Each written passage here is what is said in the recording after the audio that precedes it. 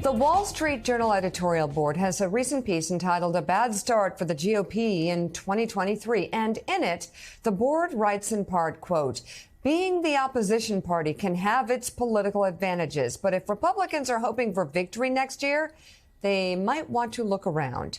Montana Senator Jon Tester said that he'll run for re-election in 2024, meaning no open race there to boost the GOP's chances of taking the state and the Senate majority.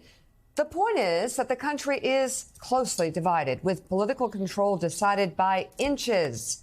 If Republicans want to win independents, they have slightly more than a year to settle on a better message than they've been offering and to recruit quality candidates.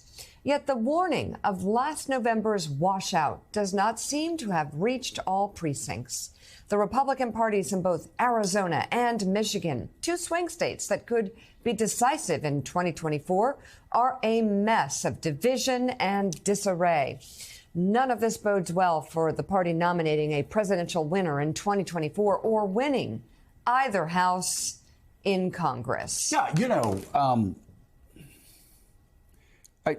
This is I'm tired. the thing. I know you're going to do it again, aren't you? I'm going to try to push the rock. I don't think you to the top. I don't think no matter how many times you say it, it's going to lose, lose, lose, lose, lose, lose, and it's going to slide back down and lose. Right. So say that because they know they lost in 2017. They know they lost in 2018. They know they lost in 2019. I just did it for you, they know they lost in 2020. They know they lost in 2021. They know they lost in 2022.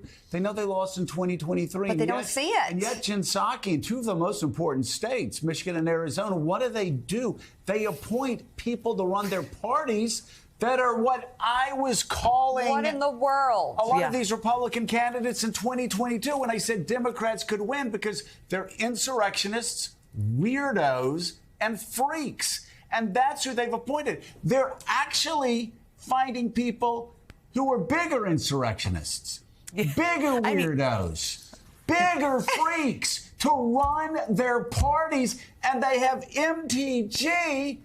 Is that her initials? I don't know. They have this woman with three initials from North Georgia who's talking about civil war. Like secession.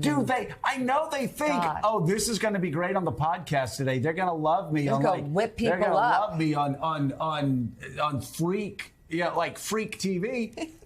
This destroys them every day. I've been warning my former party every day for years. This is hurting you. They keep losing. They're going to lose in 2024. Where are the grown-ups in that party?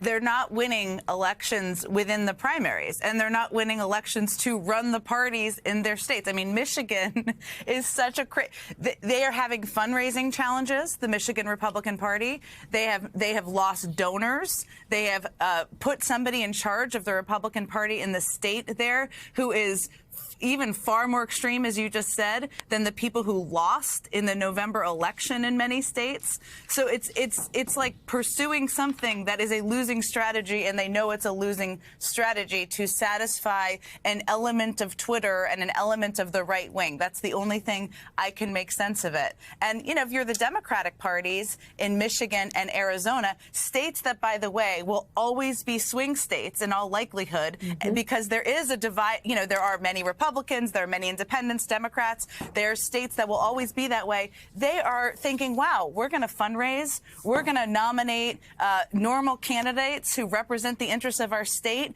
And on the other side, we don't have a competitor running the party that we've had in the past. So it's good for the Democratic parties in these states. I don't understand. I can't explain the strategy for why they are putting some of these people in charge. It's crazy. Let's bring